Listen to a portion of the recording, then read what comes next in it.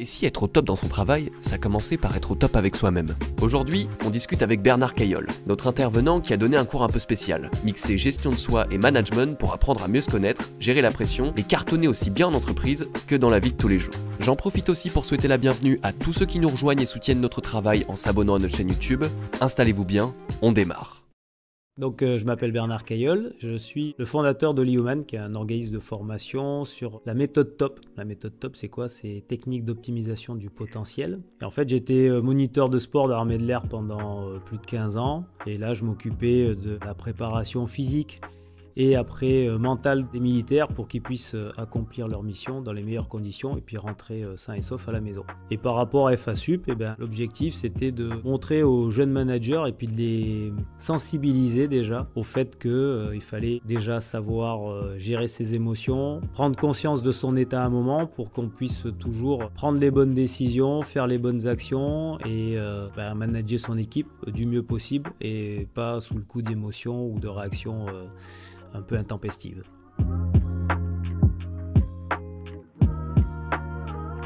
Un manager, c'est quelqu'un qui va devoir fédérer une équipe, qui va devoir prendre des décisions et si on n'est pas en capacité d'écouter les gens, de prendre du recul par rapport à certaines situations, en termes d'équipe, ça peut avoir des conséquences.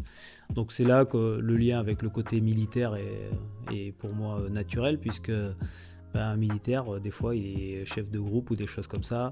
Un pilote, il n'est pas tout seul, il est avec un coéquipier. Et prendre les bonnes décisions, pour ça, il faut être dans un bon état psychologique, mental, émotionnel et physique. Et donc le manager, pour moi, il doit avoir ses capacités de pouvoir à un moment être à un niveau optimum pour pouvoir prendre les bonnes décisions et faire les bonnes choses au bon moment, quoi.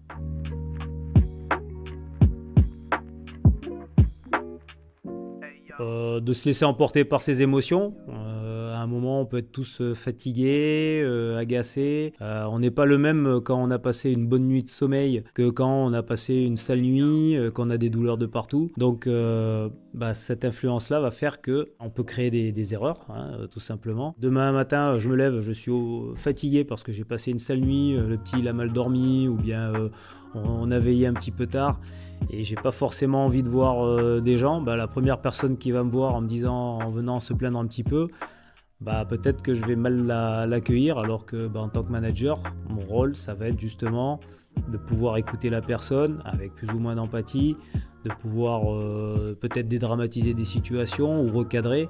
Mais si je le fais en mode stress plus ou énervement, c'est clair que ça va partir en cacahuète. Donc c'est principalement, je pense, le gros écueil de ne pas pouvoir gérer ses émotions, sa fatigue, son stress.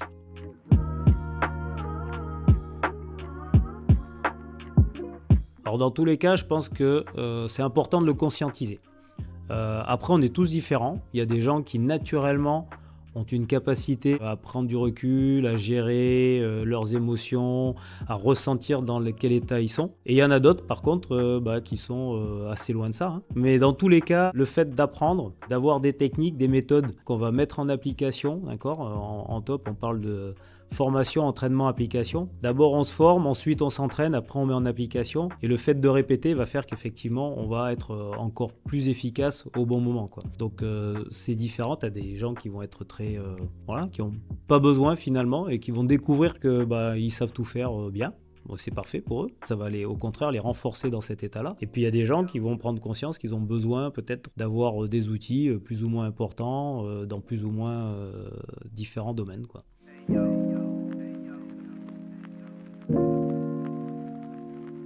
La première qui me vient à l'esprit, c'est justement ce qu'on appelle la météo en top, la météo top. C'est de prendre conscience de son état du moment. Avant tout, ça c'est hyper important parce que c'est la base. Si je suis trop excité et que je continue à m'exciter, je vais pas dans le bon sens. Donc ça c'est la première chose, c'est prendre conscience de son état du moment. Et puis ensuite, avoir des outils pour se calmer ou se dynamiser en fonction de ce qu'on a besoin. Et pour moi, sur les 4 piliers des tops, les 4 piliers qui sont la respiration, la relaxation musculaire ou la dynamisation, le dialogue interne et les représentations mentales. Donc sur ces 4 piliers, pour moi, le plus important, c'est la respiration parce que c'est accessible à n'importe quel moment pour tout le monde et on a déjà des bases qui sont posées naturellement, quoi.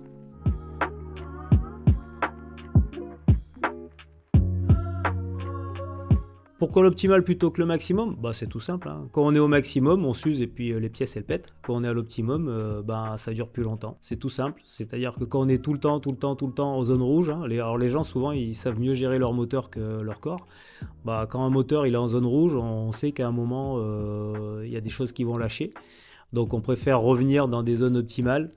Peut-être aller moins vite, peut-être être moins performant, être dans la bonne zone plutôt que d'être au taquet. Et ben, sa gestion de soi, c'est exactement la même chose, quoi. Si on est tout le temps au max, bah, il ne faut pas s'étonner si à un moment, bah, il y a des aspects qui lâchent, quoi, hein. Il y a des choses qui lâchent. Et le repos, bah, ça fait partie de la performance. Les athlètes l'intègrent de plus en plus. Et que ce soit au niveau sportif ou au niveau professionnel, il faut être dans un niveau optimal et pas maximal.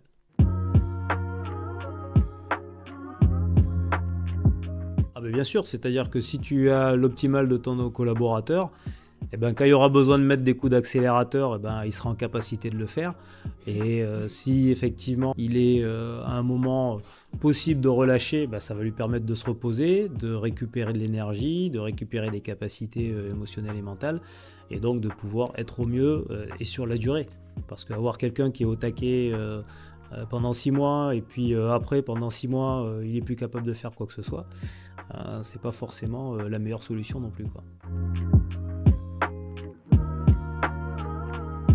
Alors les signes qu'on peut trouver, bah, ça va être déjà au niveau du comportement. Est-ce que la personne elle est hyper renfermée sur elle-même, elle veut pas avoir de contact, ou au contraire elle est trop volubile, elle veut être présente partout, elle en ferait trop.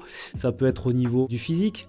Est-ce que la personne elle a des tensions, des douleurs qui sont plutôt récurrentes, tout ce qui va être aussi de la capacité à répondre à une demande, quoi, hein. Donc la personne elle est capable ou elle n'est pas capable, donc en fonction de l'évaluation en fonction du niveau de la demande, quoi, et de la personne.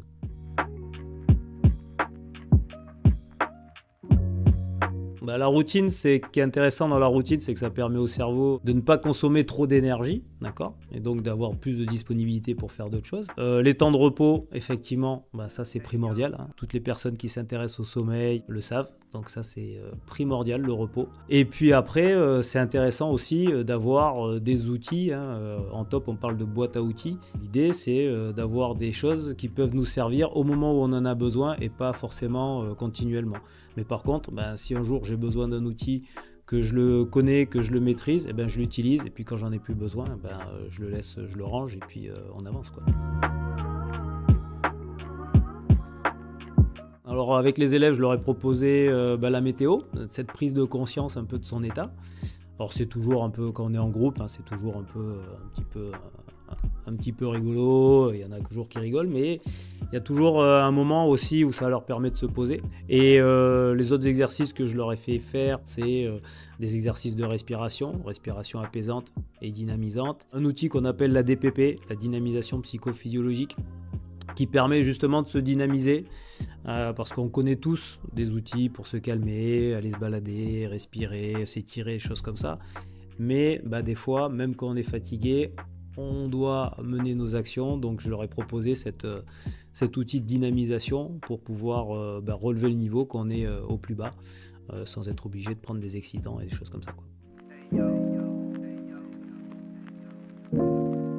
Le truc à retenir, c'est déjà la base, se connaître, savoir effectivement de quoi on a besoin pour être à l'équilibre. Prendre le temps à un moment de se poser pour voir dans quel état on est. Et après, une fois qu'on a ça, ben, on utilise les outils, les compétences, les moyens qu'on a pour revenir à un niveau optimum. On en parlait tout à l'heure.